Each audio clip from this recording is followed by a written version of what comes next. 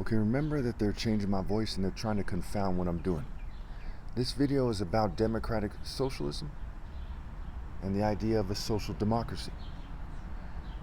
And it's also about its needed adjustments. Now, this is part one. I'm going to make it very simple in part one. We're just going to go over the definition here. Democratic socialism is a framework that utilizes, quote unquote, heavy state regulation, robust welfare redistribution, and labor rights. Again, heavy state regulation, robust welfare redistribution, and labor rights, while leaving the actual physical means of production largely in private hands. So what does it do? It leaves the actual physical means of production largely in private hands. So is it the same as communism? No. In communism, the government controls the physical means of production. So what is the difference between democratic socialism and communism? In communism, the government controls the actual physical means of production, where in democratic socialism, the actual physical means of production is largely in private hands. So what really characterizes it, right? There's heavy state regulation. You can also have citizen committees, right? So you should add oversight. $1 billion, $2 billion in oversight and save like over $100 billion a year kind of thing, right? Heavy state regulation. When people are complaining about fraud, waste, and abuse, and they even opened, the Dougie department, right? Department of Government and Efficiency. How can they then turn around as a party and say, hey, we don't want heavy state regulation? What the heck do you think Dougie was? It also includes robust welfare redistribution. Now, it doesn't have to be, 50% redistribution or even 20 or 15. It could be 10% over 50 years. It could be 5% over 50 years. It could be 1%, over, every year. It could be 1%, it could be a 1% increase on an income tax.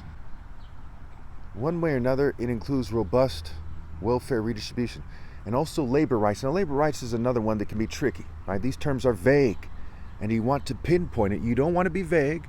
You want to present a plan that's easy to understand, that's coherent, that's logical, ideally clear and concise, and you want to pinpoint it. So right now we have a bunch of corrupt unions across America, and their enemies are corrupt as well, and it's a mess. Both parties are extremely corrupt. They're in collusion. They're working for corporate. It is a mess.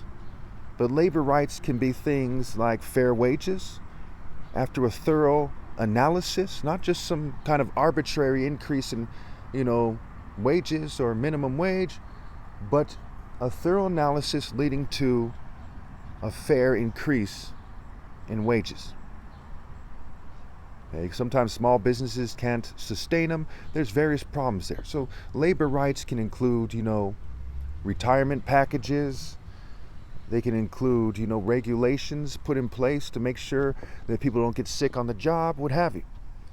So democratic socialism is really about what is fair and what is good social policy in its true form. But we're not seeing its true form.